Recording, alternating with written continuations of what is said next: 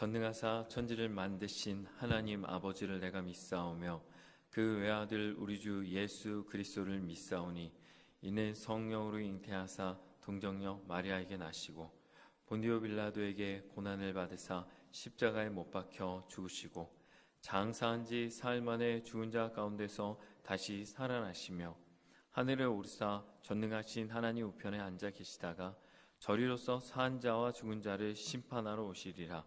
성령을 믿사오며 거룩한 공회와 성도가 서로 교통하는 것과 죄를 사하여 주시는 것과 몸이 다시 사는 것과 영원히 사는 것을 믿사옵나이다. 아멘.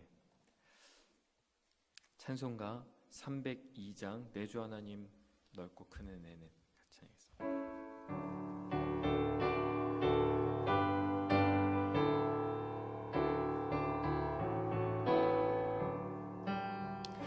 내 주 하나님 넓고 큰 은혜는 저 긴 바다보다 깊다.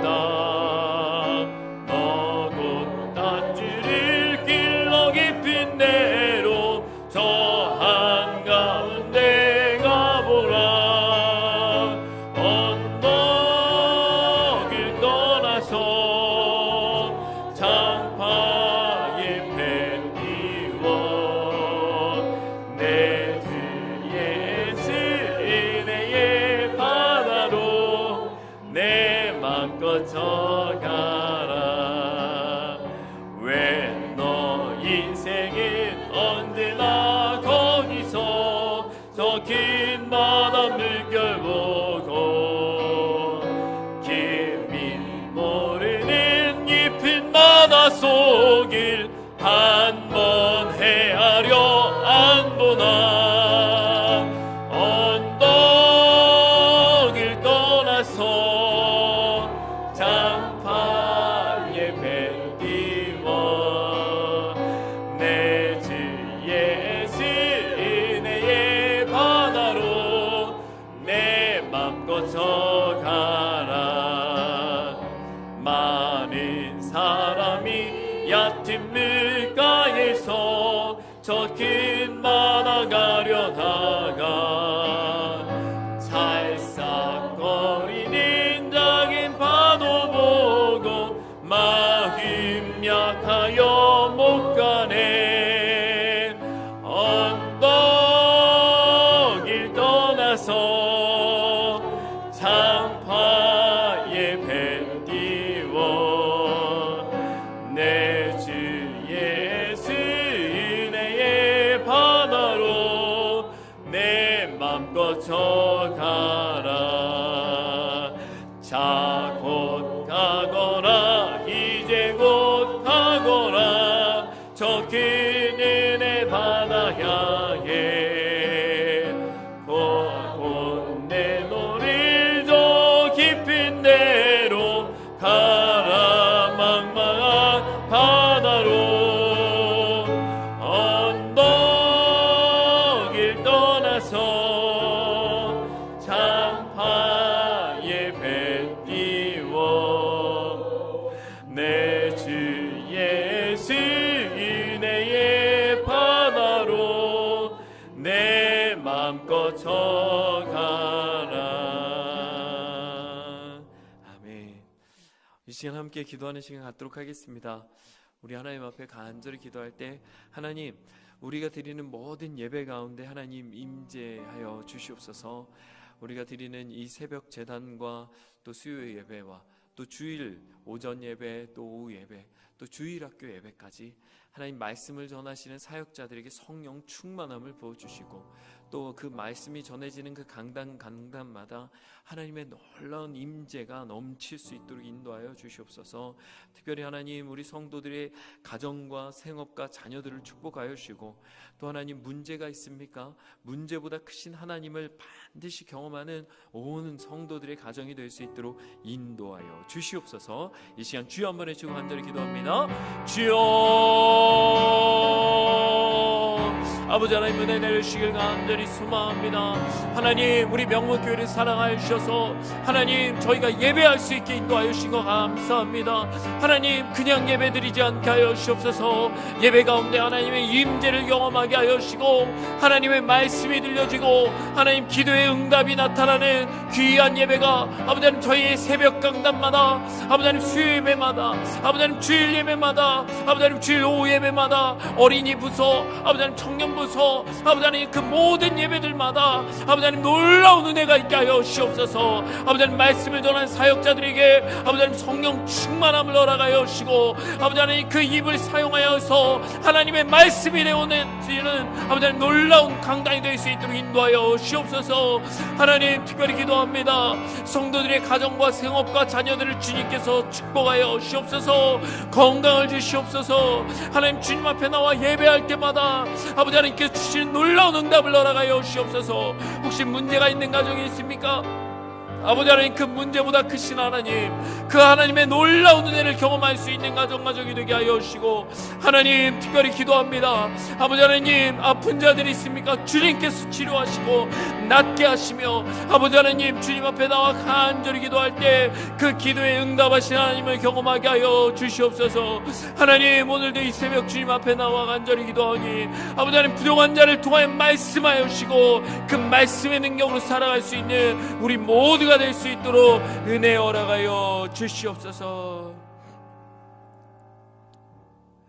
사랑해 주님 감사합니다. 하나님 오늘도 새벽 첫 시간을 깨워 주님 앞에 나왔습니다. 하나님 간절한 기도의 제목들을 가지고 주님 앞에 나왔사오니 하나님 그냥 마당만 밟고 돌아가지 않게 하여 주시고 응답받고 돌아가는 귀한 새벽 될 수 있도록 인도하여 주시옵소서.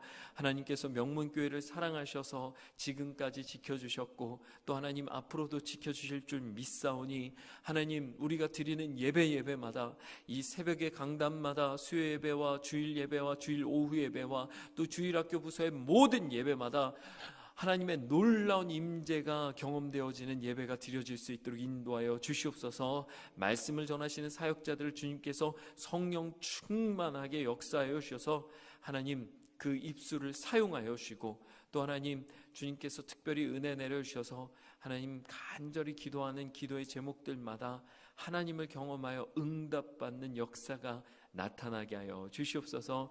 오늘 이 새벽에도 하나님 말씀하여 주시고 또 응답하여 주실 주님을 기대하며 감사드리며 예수님의 이름으로 기도드렸습니다. 아멘. 함께 나누실 말씀 전도서 1장 1절부터 18절까지 조금 길지만 1절부터 18절까지 말씀입니다.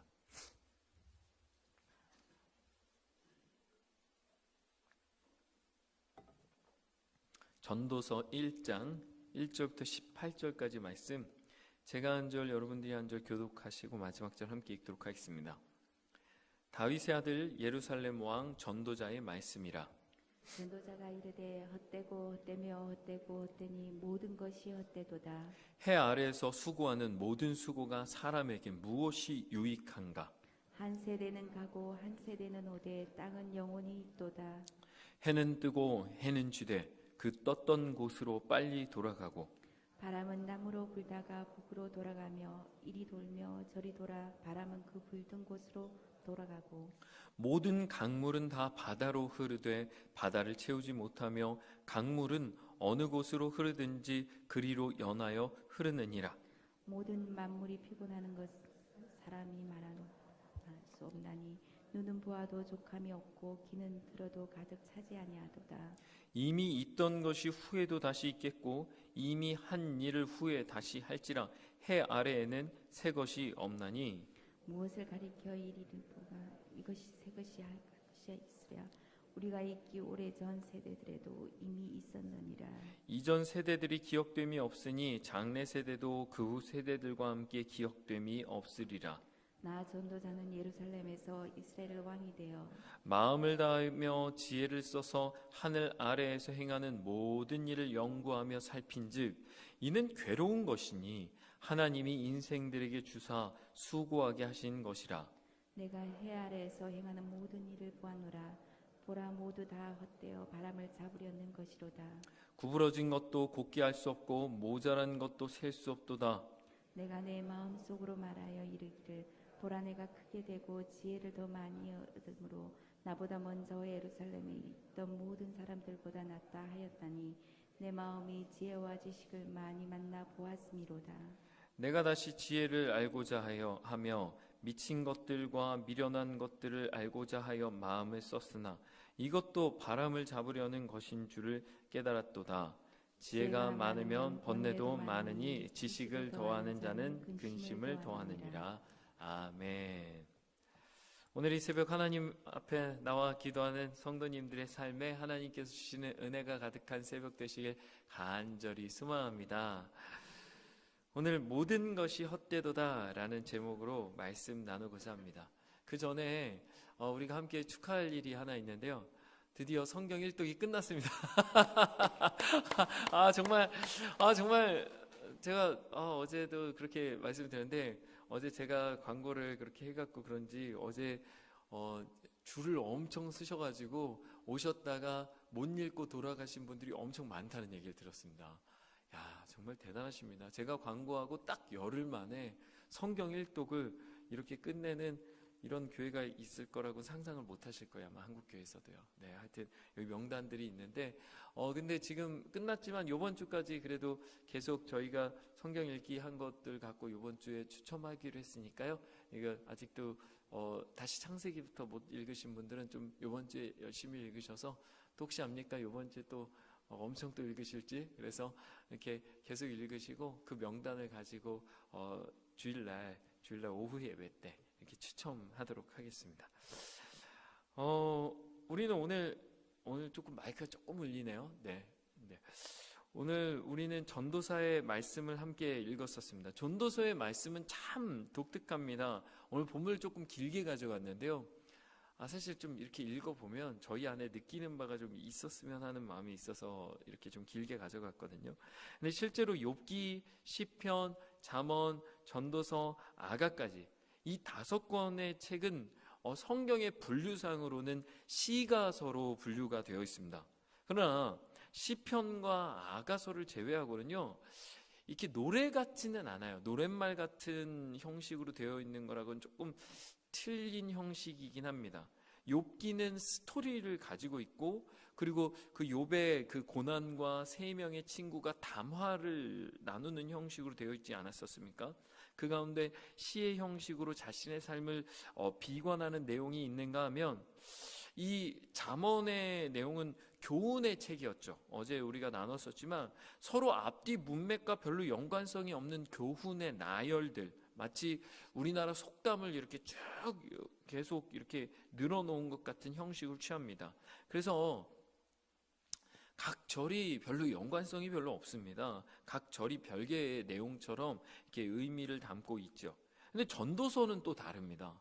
전도서는 각 장과 단락 사이에 나름의 주제들이 있습니다. 그래서 이게 좀 연결이 돼요. 사실은 1장의 내용들이 다 연결이 되거든요. 그리고 노래라고 하기에는 조금 어려움이 있습니다. 굳이 분류하자면 이것도 지혜의 책, 그러니까 잠언과 같은 지혜를 주는 책이라고 할 수는 있지만 실제 잠언하고는 조금 내용이 다르죠. 왜냐하면 이 안에는 아주 짙은 허무가 담겨 있기 때문입니다. 허무. 가장 대표적인 구절이 어디입니까? 바로 2절의 말씀이죠. 전도자가 이르되 헛되고 헛되며 헛되고 헛되니 모든 것이 헛되도다. 이 헛되다, 이 단어를 우리가 전도서에선 꼭 기억하고 우리가 이해하고 넘어가야 되는데요. 이 단어가 히브리어로 헤벨이란 단어입니다. 헤벨이란 단어인데 그 뜻이 무슨 뜻이 있냐면 그 숨, 저희가 숨을 쉴 때 이 숨, 또 혹은 그 물을 끓였을 때 하얗게 올라오는 수증기 있잖아요. 이런 증기, 이런 문자적인 의미를 가지고 있습니다. 예를 들어 공기를 우리가 손으로 잡을 수 없지 않습니까? 또 손으로 이렇게 딱 가둘 수가 없고, 또 공기를 저희가 막 끌어 모을 수는 없잖아요. 물론 여러분들이 목사님 비닐봉지에다 담으면 되죠, 풍선으로 불면 되죠, 이런 거 말고요. 지금 2000여 년 전에 공기잖아요. 마치 한숨을 쉬면 이렇게 공기가 훅 내어지지만 어디로 갔는지, 내가 방금 내쉰 공기가 어디로 사라졌는지 우리가 알 수 없는 게 숨이잖아요. 이것이 헤벨입니다. 수증기도 마찬가지죠. 물을 끓이면 수증기가 발생합니다. 우리가 커피포트 딱 버튼을 딱 누르면 끓어오르는 그 수증기를 생각하면 됩니다. 그런데 지금이야 얼마나 편합니까? 이 버튼 하나 딱 누르면 그 물이 그냥 버글버글버글버글 끓지 않습니까? 그러나 과거에요, 수천 년 전에요, 물을 끓이려면 어떻게 했어야 했을까요? 일단 나무를 가져옵니다. 나무를 가져와서 거기에 불을 붙여요. 근데 나무에 불 붙이는 게 굉장히 어렵습니다. 생각보다 굉장히 시간도 많이 걸리고요. 그래서 옛날에는요, 아궁이에 불을 꺼트리는 며느리는요, 집에서 쫓겨난다고 했었어요. 왜냐하면 불 붙이는 게 그만큼 힘들었고, 불을 잘 보관하는 게, 그래서 성경에도 보면 원수에게 뭐라죠? 핀 숯을 머리에 올려줘라. 그러니까 숯을 빌려주라는 거예요. 그게 그만큼 불씨를 잘 보관하는 것이 그만큼 중요했기 때문이에요. 나무에 불 붙이는 것도 참 쉽지 않았겠죠. 나무에 간신히 불을 붙여갖고 충분한 열이 발생했을 때 이제 물을 가져와서 물을 끓이는 거예요. 근데 여러분, 어디에다 물을 끓여야 됐을까요? 지금이야 냄비가 종류별로 다 있잖아요. 근데 과거에 수천 년 전에 뭐 철을 가공해서 냄비 만드는 게 쉬웠겠습니까? 그런 가정이 뭐 몇이나 있었겠어요? 그렇다고 유리가 있는 것도 아니에요. 그렇다고 이제 흙을 빚어가지고 이렇게 토기로 만들어서 이런 그릇을 뭐 얼마나 갖고 있었겠습니까? 그러니까 이게 뭐 어디다가 물을 끓이는, 그랬고 아주 옛날에는 이제 돌을 깎아서도 이렇게 냄비를 만들었다고 하는데 그런 것도 열을 너무 많이 가하면 금방 깨지는 거거든요. 그러니까 과거에 물을 끓이는 것이 참 쉽지 않았는데 그렇게 물을 간신히 끓여가지고 날아가는 수증기를 붙잡을 수 없는 거예요. 애는 썼는데 그걸 붙잡을 수 없는 겁니다. 그 하얀 연기가 손에 잡히지 않고 가둘 수 없는 것, 그것이 헤벨이에요. 헛된 것이죠. 나무를 해서 불을 붙여서 그릇을 구해서 물을 구해서 끓여봐야 붙잡을 수 없는 이 하얀 연기. 그래서 철학자들은 이것을 가리켜 회의주의라고 불렀습니다. 노력하면 뭐하냐는 거예요. 애쓰면 뭐하냐는 거예요. 많이 모으고 맛있는 걸 먹으면 뭐하냐는 거예요. 그러다 죽으면 끝나는 것이 인생인데, 그래서 이 회의주의도 여러 가지로 나타나지만 이는 전도서에 아주 잘 설명이 되어 있어요. 전도서 1장 3절에 보면 해 아래서 수고하는 모든 수고가 사람에게 무엇이 유익한가? 사실 우리가 이 땅에서 아등바등 사는 이유가 무엇입니까? 그것은 행복이라는 것을 얻기 위함이라고 대부분의 사람들은 말합니다. 그렇다면 어떻게 하면, 무엇을 하면 행복할 수 있는가? 돈을 많이 벌면 행복한가? 결혼을 하면 행복한가? 네? 결혼을 하면 행복합니까? 좋은 대학에 가고 저는 행복합니다. 오해하지 마십시오. 네. 좋은 대학에 가고 좋은 직장에 가서 취직하면 행복한가? 그것이 아닌 겁니다. 그것은 아주 잠깐 우리에게 만족을 줄 수 있을지 모르겠습니다.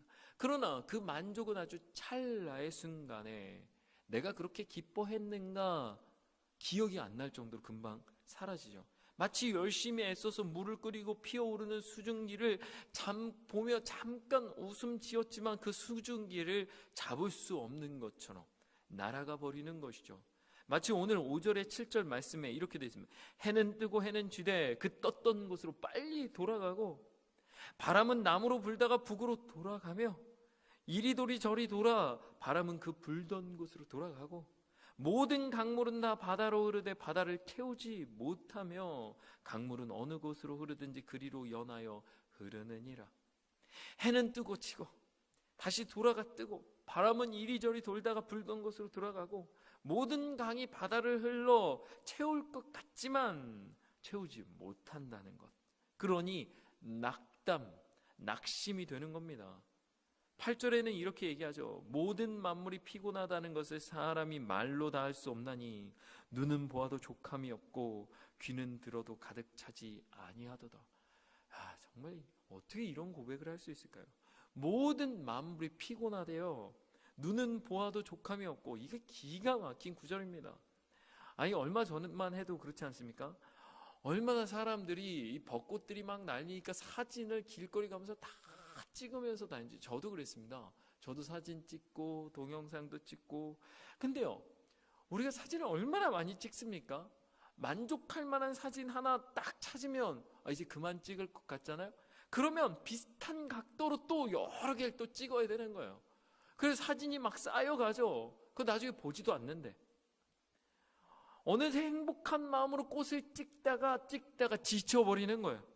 그러니까 눈이 만족을 못하는 겁니다. 귀는 들어도 가득 차지 못한다는 말도 마찬가지입니다. 예를 들어서 칭찬을 들으면 기분이 참 좋죠. 근데 이 칭찬이란 게 중독성이 있어요. 예쁘다는 말을 누군가에게 듣는다고 생각해 보세요. 난생 처음 이렇게 예쁜 치마를 입고 이렇게 옷을 입어가지고 딱 이렇게 나왔어요. 엄마 앞에 딱 섰더니 엄마 너무 예쁘다. 아이고 우리 딸 너무 예쁘다. 그러면 만족하고 이게 끝날 것 같잖아요. 그럼 그 말을 또 누구한테 들어야 돼요? 아빠한테도 들어야 돼요. 아빠한테 또 가서 또 얘기해요. 우리 딸 아빠가 그럴 때 이제 얘가 왜 왔나 이렇게 생각하면 안 됩니다. 빨리 대답하셔야 돼요. 우리 딸 여전히 예쁘네. 아이고 예쁘다. 그러면 만족할까요? 또 아니에요. 또 이제 언니한테 또 가야 되는 거죠. 근데 언니한테 갔는데 아빠랑 엄마는 이렇게 예쁘다고 했는데 언니가 딱 와갖고 너 뭐 이렇게 안 어울리는 옷을 입고 이렇게 돌아다니고 그러냐 귀신처럼. 그러면 그동안에 받았던 모든 칭찬이 끝나는 거예요. 거기서 끝나는 거고 그 말만 남는 거예요. 만족을 못하는 거죠. 우리 귀가. 그래서 어떻다고요? 피곤하다는 거예요. 피곤한 것이죠. 피곤하게 일을 합니다. 통장에 잔고가 100만 원 있으면 그래도 이번엔 100만 원 남았는데가 아니라 다음에 200만 원으로 만들어 볼까? 그 다음엔 1000만 원 만들어 볼까? 1억 만들어 볼까? 끊임없이 애쓰다가 마치 오늘 본문의 바닷물 그 모든 강들이 바다로 흘러 들어가지만 채우지 못하는 바다처럼 그 통장의 깊이는 한이 없죠. 그런데 그것을 채우다가 어떻게 됩니까? 다 써보지도 못하고 죽는 것이죠. 영원히 채우지 못할 것을 채우다가 스스로 단 한 번도 만족해 보지 못하고 죽는 것이 인생이라 말하고 있는 겁니다. 그래서 14절에 보니 내가 해 아래서 행하는 모든 일을 보았노라. 보라, 모두 다 헛되어 바람을 잡으려는 것이로다. 다 헛되고 헛된 것이다 말하고 있는 것이죠. 그래서 전도서에는요, 이 헛되다, 헤벨이라는 단어가 무려 38번이나 나옵니다. 구약의 모든 다른 성경에서 나오는 헛되다라는 단어의 횟수보다 더 많이 이 성경에만 나오는 거예요. 아니 누구길래 이 저자가 누구길래 인생을 이렇게 비관적으로 보고 만족하지 못하는 것입니까? 전도사의 저자는 자신을 이렇게 설명합니다. 1절에 다윗의 아들 예루살렘 왕 전도자의 말씀이라. 다윗의 아들 예루살렘 왕 전도자 누구입니까? 솔로몬이죠. 어제도 얘기했지만 전무후무한 지혜를 하나님께서 주셨고 이뿐만 아니라 부귀와 영화까지도 하나님께 약속받았던 왕, 그의 지혜는 인근의 모든 왕들의 칭송을 받았고 그는 하나님의 성전인 예루살렘 성전을 만들었던 왕이었습니다. 그는 해마다 666달란트의 금 세입금을 받았고 상아로 만든 보좌를 만들어서 온통 다 순금으로 입혔던 왕이었습니다. 그의 말들은 다 이집트의 가장 좋은 말들이었고 그가 매일 먹는 음식은 어마어마했으며 끊임없는 그의 부귀와 영화에 대한 묘사가 성경에는 기록되어 있죠. 그처럼 위대했던 왕 솔로몬은 스스로 전도서에 이렇게 말하고 있는 겁니다. 해 아래 모든 일을 보았노라. 어느 누가 스스로 이렇게 말할 수 있겠습니까? 그런데요, 그는요 스스로 다 보았다고. 그의 자부심이 대단합니다. 16절에 보면 내가 내 마음속으로 말하되 이르기를 보라 내가 크게 되고 지혜를 더 많이 얻었으므로 나보다 먼저 예루살렘에 있던 모든 사람보다 낫다 하였나니 내 마음이 지혜와 지식을 많이 만나보았음이로다. 자신의 지혜로 모든 사람을 굽어보았다고 스스로 고백합니다. 그런데 그렇게 지혜로워서 깨닫는 것이 많았던 그 결말이 무엇입니까? 17절 18절에 내가 다시 지혜를 알고자 하여 미친 것들과 미련한 것들을 알고자 하여 마음을 썼으나 이것도 바람 잡으려는 것인 줄을 깨달았도다. 지혜가 많으면 번뇌도 많으니 지식을 더하는 자는 근심을 더하느니라. 이 모든 것도 바람 잡는 것처럼 수증기를 가두려고 하는 것처럼 헛되더라. 지혜가 많으면 번뇌도 많으니 지식을 더하는 자는 근심을 더하는 것이다. 이것이 그토록 부귀 영화를 누린 솔로몬의 고백이라는 겁니다. 사실 우리는 이해하기가 쉽지가 않죠. 그만큼 지혜롭지 못해서 그럴까요? 수많은 사람들이 다 얘기하잖아요. 많으면 좋은 거 아니냐고. 우리도 한자성어에 다다익선 아닙니까? 많으면 많을수록 좋지 왜 많은 게 왜 근심을 더합니까? 근데 제가 이 말에 공감하는 부분이 살짝 있습니다. 살짝. 한 예로 저는 개인적으로 되게 커피를 좋아합니다. 커피를 참 좋아하는데 그것도 믹스 커피를 좋아합니다. 제 곁에 있는 사람들은 제가 좀 우아하게 아메리카노 이런 거 커피콩 갈아갖고 정갈하게 갈아가지고 물 온도 딱 맞춰갖고 싹 내려가지고 그 향을 막 음미하면서 마실 거라 생각하는데 저는 번거로운 게 그렇게 싫어요. 그 커피 봉지 하나 딱 따갖고 딱 타면, 그리고 제가 어린애 입맛이거든요. 그러니까 그냥 달달한 그 커피 봉지 커피가 저는 세상 제일 맛있습니다. 그런데 그렇게 단순하다 보니까 어쩌다가 이렇게 커피 전문점에서 파는 커피 먹으면 그것도 맛있어요. 그것도 맛있죠. 그럼 되게 신기해하면서 먹어요. 이거는 왜 이게 직접 갈았는데 어떻게 커피 믹스 맛이 나지? 그러면서 저는 마시거든요. 근데 별 감동은 없습니다. 그냥 맛있으니까 그냥 먹는 겁니다. 근데 커피를 조금 아는 분들은 또 다른 거예요. 다른 거예요. 이 커피는 산미가 있느니 산미가 없느니, 이건 단맛이 있느니 없느니, 이건 어디에서 나온 콩이니, 이 커피 향이 어떠니, 너무 복잡하게 설명하는 거예요. 근데요, 제가 아는 목사님들 가운데서도요, 이런 커피 전문가가 요즘 굉장히 많습니다. 심지어 커피숍에 가면 이 커피는 좀 오래된 것 같느니, 이거는 내리는 방식이 잘못된 거니, 이거는 조금 싼 맛이 나느니, 제가 지금 커피 전문가를 만나고 있는지 목사님을 만나고 있는지 약간 고민이 되더라고요. 커피를 하시지 이런 생각이 살짝 듣긴 하는데, 어쨌든 근데요, 그런 분들은 그런 고민을 하지만 저는 지식이 없으니까 고민이 없는 거예요. 그냥 마시면 끝이에요. 뭘 먹어도 사실 별로 상관이 없습니다. 사실 커피 평소에 먹는 커피가 믹스다 보니까 뭘 먹어도 다 맛있어요. 그냥 아무거나 상관없습니다. 근데 지식이 있는 사람들은 그냥 넘어갈 수가 없는 거예요. 이게 커피뿐입니까?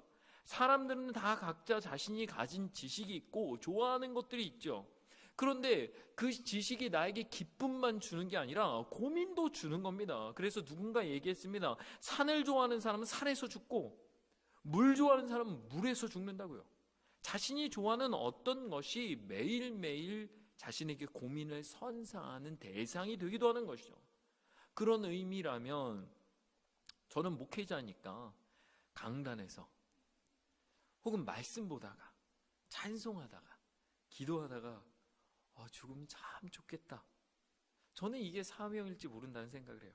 그럼 얼마나 목회자가 존경을 받겠습니까? 물론 제가 아직 어리고 또 연소하고 죽음과는 좀 거리가 있는 것 같지만 여러분, 우리는 반드시 기억해야 합니다. 죽음이 그렇게 강력한 것은, 이 땅에 오는 것은 순서가 있지만 가는 데는 순서가 없기 때문 아니겠습니까? 크리스찬은, 예수 그리스도를 믿고 사는 사람은 항상 죽음을 생각해야 합니다. 죽음 이후의 삶이 우리의 신앙을 완성하기 때문에.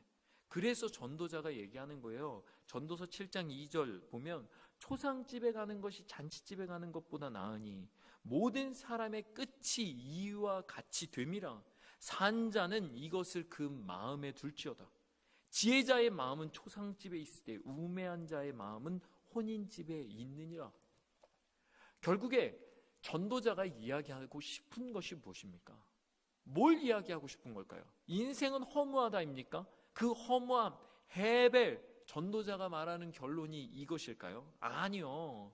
전도서는 12장 전체를 통하여 12장까지 있는데, 이 전체를 통하여 전도자는 이 땅을 살아가며 애쓰는 모든 이들에게 한 가지 말을 던지기 위해 그동안 계속 끊임없이 허무하다 인생은 헛되다를 외치고 있었던 거예요. 그 결론이 무엇입니까? 전도서 11장 9절에 나와 있습니다. 청년이여, 내 어린 때를 즐거워하며 내 청년의 날들을 마음에 기뻐하며 마음에 원하는 길들과 내 눈에 보이는 대로 행하라. 그러나 하나님이 이 모든 일로 말미암아 너를 심판하실 줄 알라. 청년이여, 젊은이들이여, 지금 이 땅을 살아가는 이들이여, 내 삶에 주어진 날들을 즐거워해라. 그 날들에 기뻐하며 마음에 원하는 것을 행해라. 그러나 하나님이 이 모든 일로 말미암아 심판하신다. 이 땅에서는 이 모든 것이 끝인 것 같지만, 그래서 때로는 즐거워하고 때로는 행복해하며 때로는 낙심하고 때로는 낙담하며 살지만 그것이 끝은 아니다. 이후에 심판이 있고 이후에 삶이 있다는 거예요. 이 땅에서의 일이 우리의 모든 삶의 그런 행복감과 만족감을 좌지우지하는 것 같지만, 그 모든 것은 허무하며 진짜 삶이 우리에겐 있다라는 것을 알려주고 싶어 하는 거예요. 사랑하는 성도 여러분, 오늘 전도서가 우리에게 전하는 것이 무엇입니까? 이 땅에 썩어질 것이 아닌 영원한 것에 마음을 두고 이 땅의 허무한 것들을 쫓지 말고 영원한 하나님의 나라를 쫓으라는 것 아니겠습니까? 만약 우리의 삶이 이 땅에서의 삶뿐이라면 지금 우리처럼 이렇게 새벽에 나와서 예배하는 어리석은 사람들이 어디 있겠습니까? 이 시간에 좀 잠을 좀 더 자거나 어떻게든 이 땅에서, 혹시 그런 단어 아십니까? YOLO라는 단어 아십니까? 영어 스펠로는 YOLO. 원래 의미는 이것입니다. You only live once. 너 한 번밖에 못 살아, 이런 단어입니다. 근데 요즘 젊은이들이 그렇게 외치거든요. 너 한 번밖에 못 살아. 그러니까 네 마음대로 살아. 이것이 젊은이들이 외치는 YOLO라는 단어예요.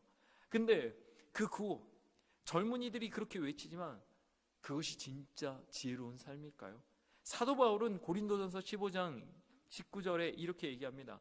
만일 그리스도 안에서 우리가 바라는 것이 다만 이 세상의 삶뿐이면 모든 사람 가운데 우리가 더욱 불쌍한 자이리라.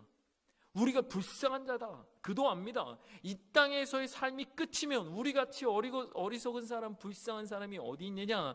그러나 그 다음 절, 그러나 15장 20절에 그러나 이제 그리스도께서 죽은 자 가운데서 다시 살아나사 잠자는 자들의 첫 열매가 되셨도다. 이것이 모든 것을 뒤집어 놓는 거예요. 잠자는 자들의 첫 열매가 되셨도다. 이 소망이 모든 것을 바꿔놓는다는 겁니다. 모든 것이 헛되지만 헛되지 않은 것, 모든 것이 날아가는 것 같지만 날아가지 않는 것, 그것이 우리에게 진짜 보물로 존재한다.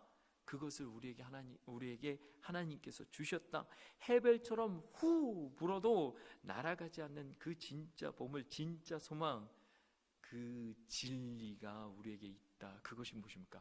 부활의 소망이다라고 말하고 있는 것이죠. 그렇다라고 한다면 오늘 조금 힘들어도 괜찮은 거예요. 왜냐하면 오늘의 어떠함이 우리 인생을 결정하는 게 아니기 때문이죠. 사랑하는 성도 여러분, 이 소망을 가지고 계십니까? 그렇다면 우리가 넘어지고 우리가 실패하고 우리가 낭망하는 자리는 없는 겁니다. 왜냐하면 우리의 승리는 하나님의 약속 안에 이미 우리가 받은 줄 믿습니다. 예수 그리스도로 말미암아 이미 승리한 삶, 그것이 부활의 소망을 갖고 살아가는 우리의 하루가 될 줄 믿습니다. 우리 시간에 기도하시지 않겠습니까? 주님, 이 땅에 헤벨 같은 헛된 것을 쫓는 인생이 아니라 영원을 사모하며 인생 후에 반드시 심판이 있음을 기억하고 이 땅에서 변하지 않고 사라지지 않는 그 진리를 붙들고 사는 나의 삶, 나의